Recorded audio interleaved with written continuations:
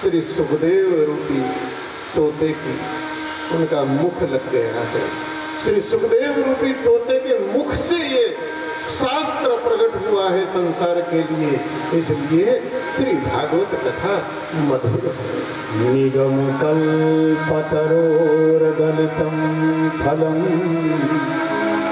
सुखमुखादमृतद्रवसंयुतं पिबत भागवतं रसमालयं मुहुरहो रसिका भुवि भावुकम्। इसके बाद श्री सूत जी महाराज ने भगवान के अवतारों का संक्षेप में वर्णन किया है।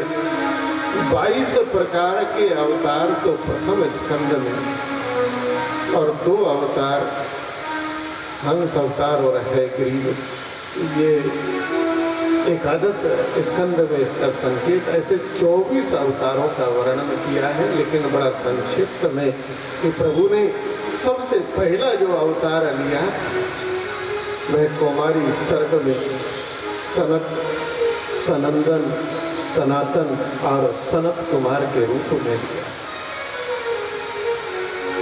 ये 4 सनकादिक ऋषि होकर कहलाए। ब्रह्मा जी के मानस पुत्र हैं। चारों सदैव 5 वर्ष की अवस्था में रहते हैं, और इसलिए रहते हैं कि 5 वर्ष तक की आयु का बालक अबोध होता है, उसे संसार का ज्ञान नहीं होता, इसलिए वह पाप और पुण्य से भी मुक्त होता है। इसके बाद कहीं ना कहीं संसार का, माया का बोध होने लगता है, माया में फंस जाता है। छोटे बालक से माया भी दूर रहती है। वैसे तो ये संसार ही माया है। श्री सुखदेव जी महाराज तो माँ के गर्भ से ही बाहर नहीं आए। 12 वर्ष तक माँ के गर्भ में रहे, बाहर नहीं निकलते थे। जब भी और व्यास जी की धर्मपत्नी, भगवान ने पता उसको कौन सा लोक दिया। देवताओं हैरान हुए, देवता भी विचार करने लगे कि मेरे प्रभु ने, मेरे गोविंद ने, मेरी गोविंद सरकार ने जो लोक यशोदा मैया के लिए बना के रखा, यशोदा से प्यारा कौन गोविंद के लिए होगा। जो यशोदा के लिए लोक बनाया था, मैं मेरी यशोदा मैया को दूंगा, तो वो उस भगवान ने पूतना को दे दिया, और उस पूतना को जो मारने आए।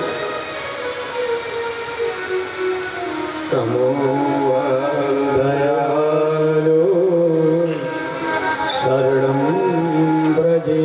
ऐसा संसार में कौन दयालु होगा? जो मारने आई उसको भी क्या दे।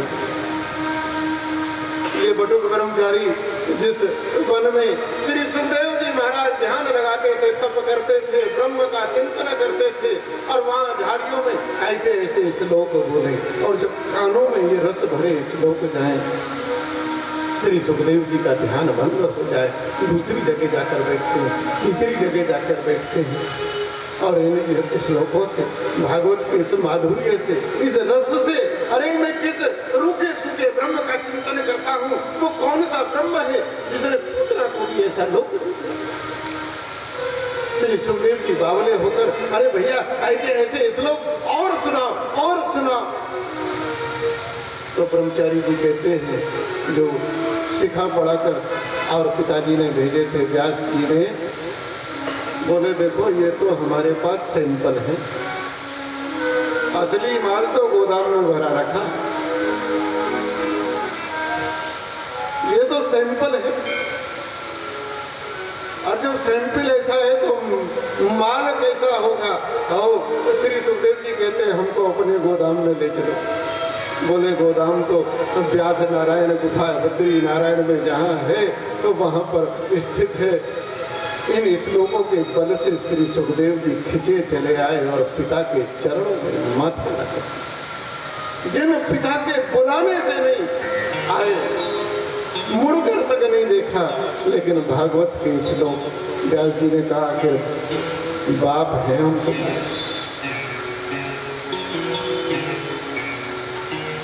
और तब श्री वेद व्यास जी ने सुखदेव जी को भागवत शास्त्र, और उधर जब युद्ध की समाप्ति हुई है, महाभारत के युद्ध 18 दिन यह युद्ध चला। 18 दिन में 18 अक्षरोणी सेना का अंत हो गया। महाराज अरबों में जाके संख्या बैठती, केवल 8 योद्धा बचे, 5 पांडवों के और 3 कौरवों। महाविनाश, और महाभारत के बाद से आज तक भारत खड़ा नहीं हो पाया, टूटता जा रहा है, बिखरता जा रहा है।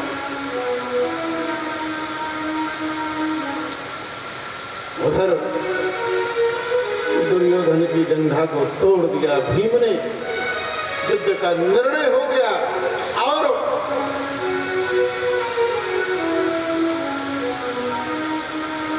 दुर्भाव की अग्नि में जलता हुआ, दुर्भावना में ग्रसित अवस्था रात में विचार करता है, लेकर चलता है। उधर भगवान ने पांडवों को और द्रौपदी को लेकर कहा, आज शिविर में नहीं रहना है, आज यमुना के किनारे रहेंगे। आज्ञा मानकर चले गए। पीछे से अश्वत्थामा ने आकर शिविर को जला। 5 पांडवों के 5 पुत्र शिविर में जलकर जिंदा जल गए, मर गए। प्रातः काल पांडवों ने जब आकर इस अवस्था को देखा, द्रौपदी ने बड़ा विलाप किया। भगवान ने आज्ञा दी है कि अक्षम्य अपराध है। अर्जुन और भीम को आज्ञा दी है, अर्जुन भीम चले हैं, अश्वत्थामा भागा है, और अंत में अश्वत्थामा ने प्राण रक्षा के लिए पांडवों का समूल वंश नाश हो संकल्प करके ब्रह्मास्त्र चलाया। ब्रह्मास्त्र जैसे ही चलाया तो अर्जुन ने भी ब्रह्मास्त्र चलाया। दोनों ब्रह्मास्त्र टकराएंगे, संसार नष्ट होगा, कुछ नहीं रहेगा। स्वयं ब्रह्मा जी आए, दोनों के अस्त्र अपने दोनों हाथों से रोक दिए और आज्ञा दी है, अपने अपने वापस लो। अर्जुन ने हाथ जोड़े, वापस ले लिए, लेकिन अश्वत्थामा ने चोरी से विद्या पढ़ी। द्रोणाचार्य ने चोरी करके सिखाया है, छोड़ना जानता है, वापस लेना नहीं जानता। वो वापस नहीं ले पाया, शस्त्र भटक जाता है, और अग्नि का गोला पांडवों का जो अंतिम वंश है, जो उत्तरा के गर्भ में और पल रहा है,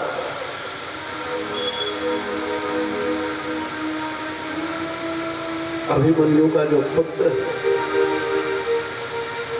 अभी गर्भ में है, यही अंतिम वह अग्नि का गोला, और वहां उत्तरा के गर्भ में जाकर उस गर्भ का नाश करने लगता है। और उत्तरा ने जैसे ही देखा कि मेरे गर्भ को कोई नाश कर रहा है, कोई अग्नि का गोला प्रवेश किया है, दर्द से विभ्वल होकर उत्तरा ने भगवान श्री कृष्ण को पुकारा। पाहि पाहि महायोगी देव देव जगत्पते, नान्यत् त्वद्भयं पश्य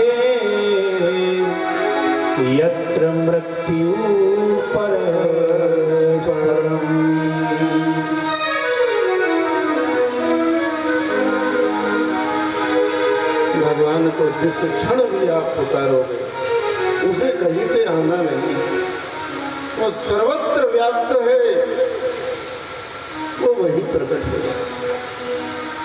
तपस्या हो नहीं सकती, 1 घंटा माला लेके बैठ के दिखा दो मन को स्थिर करके। स्वार्थ इतना भर गया है कि दया तो दूर दूर तक नहीं है। पहले अपना हो तब सोचेंगे किसी का, और अपना हो या ना हो दूसरे का नहीं होना चाहिए। तो ये कहा केवल दान ही धर्म का आधार है। ये माता 3 पैर चले गए, एक ही बचा इसी में खड़ा है। देखो जिसके जीवन में दान है, कल हमने संत मूसलदास की कथा सुनाई थी, अब समझ लो।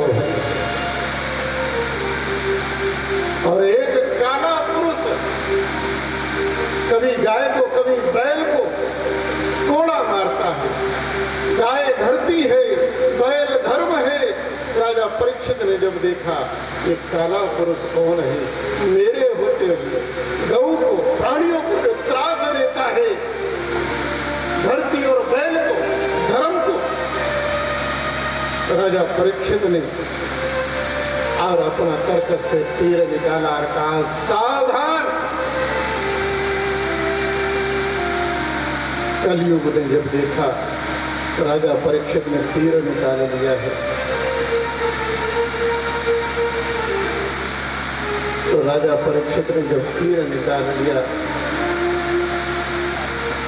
तो कलयुग परीक्षित के चरणों में गिर गया। त्राहि माम पाहि माम पाहि, मैं आपकी शरण हूं। और यही राजा परीक्षित से गलती हो गई। अरे क्षमा देखकर करना चाहिए कि किसको करें और किसको ना करें। राजा परीक्षित में वह बल था, कलयुग का अंत कर सकते थे, लेकिन राजा परीक्षित ने आकर धर्म का ही साथ दिया। और धर्म कहता है जो शरण में आ गए। कोटि विप्र बदलागहु जब ही आए शरण तजहु निहित। अभय कर दिया, बोले अभय हो जा, लेकिन मेरे राज्य से बाहर निकल।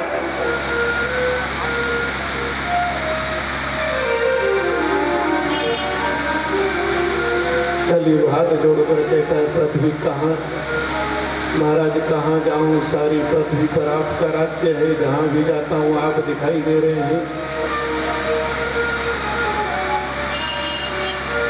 परीक्षित ने 4 स्थान दे दिए, बोले 4 जगह रहे।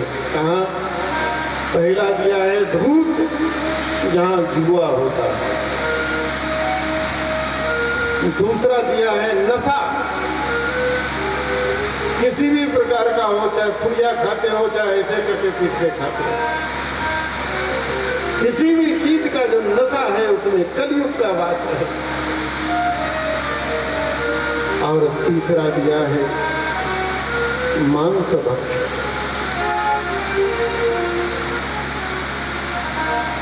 यह मनुष्य मरे हुए जानवर खाता है, मरे हुए मुर्दे को छूके तो नहाने जाएगा और मरा हुआ मांस खाएगा।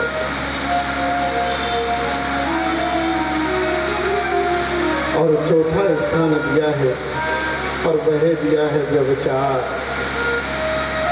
कलयुग ने हाथ जोड़कर 5वां स्थान और मांगा, तो दया करके राजा परीक्षित ने 5वां स्थान दे दिया है, और वह दिया है स्वर्ण। अन्याय और अनीति से कमाया हुआ जो धन है, क्योंकि सारी गड़बड़ भैया काला धन से ही होती है। मेहनत के धन से, पसीने की कमाई को कोई ऐसे बाजार में नहीं होगा। यारी दोस्ती में नहीं लुटाता, कहीं ना कहीं से, कहीं ना कहीं पीछे वाले दरवाजे से आ रहा है तो इनको कर्म करे। 5 स्थान दे दिए। जिसने प्राण रक्षा दी, रहने को जगह दी, ये कलयुग ऐसा निष्ठुर है, सबसे पहले बार उसी को किया। इस कलयुग में जिसका आप भला करोगे वही धन संभाले। लोग आते हैं, महाराज मैं सबका भला करता हूँ, बदले में बुराई मिलती है। अरे भाई ये तो कलयुग का धर्म है, इसमें कौन सी नई बात है। और कलयुग राजा परीक्षित ने जो स्वर्ण का मुकुट पहना था, उस मुकुट में जाकर बैठ गया। ये मुकुट भी अन्याय है और अनीति का परिचय है, क्योंकि ये मुकुट हस्तिनापुर का नहीं है। ये मुकुट परीक्षित के पूर्वजों का नहीं है। ये मुकुट हस्तिनापुर की और संपत्ति नहीं है। ये मुकुट तो मगध का था, राजा जरासंध का था। जब भीम ने 27 दिन के युद्ध के बाद जरासंध को परास्त किया है और चीर कर एक अंग इधर और दूसरा इधर विपरीत दिशा में जरासंध का अंत हुआ, तो देखो भाई राजा बदलते रहते हैं पर 2 चीज नहीं बदलती। एक तो नीचे नहीं बदलता और ऊपर नहीं बदलता, बीच का बदलता रहता है। कुर्सी नहीं बदलती, सिंहासन वही रहता है। और राजा को जिसके सर पर राजमुकुट, ये राजमुकुट तो उतार के रखा जाता है। जरासंध के बाद जरासंध के पुत्र सहदेव को राजा बनाया, लेकिन भीम ने जो जरासंध का मुकुट था वो सहदेव के सर पे नहीं रखा, उस मुकुट को लिया। और जब उस मुकुट को ले आए हैं तो वो अन्याय है, अनीति है, और उसी का परिणाम है कि वह आज सर पर है तो कलयुग बैठ गया। राजा की बुद्धि फिर गई है। राजा समीक आश्रम, ऋषि के आश्रम में जाते हैं और वहां जाकर समीक ध्यान में बैठे हैं। राजा आवाज देता है, समीक सुनते नहीं है, ध्यान में मग्न है। तो राजा परीक्षित ने समीक के गले में एक मरा हुआ सर्प डाला। उधर समीक ऋषि का पुत्र श्रृंगी ऋषि बच्चों के साथ जल में क्रीड़ा करता था। किसी ने कहा, अरे एक राजा ने तुम्हारे और पिता के गले में मरा हुआ सर्प डाल दिया, अपमानित किया है। कौन है? नन्हा सा बालक उद्विग्न हो गया, हाथ में जल लिया है और जल लेकर, और वही राजा परीक्षित को उस बालक ने समीक ऋषि के पुत्र श्रृंगी ने और श्राप दे दिया। इति लंघित मर्यादा तक्षक सप्तमी हनि दक्ष्यति स्म कुलंगार चोदितो में तद्द्रोहम्। जिसने मर्यादा का लक्षण किया है, पार किया है, जिसने मेरे पिता के गले में मरा सर्प, जाओ आज से 7वें दिन जिंदा तक्षक सर्प उसे दंश करेगा। दौड़ा दौड़ा गया है, श्राप दे दिया। राजा परीक्षित श्रापित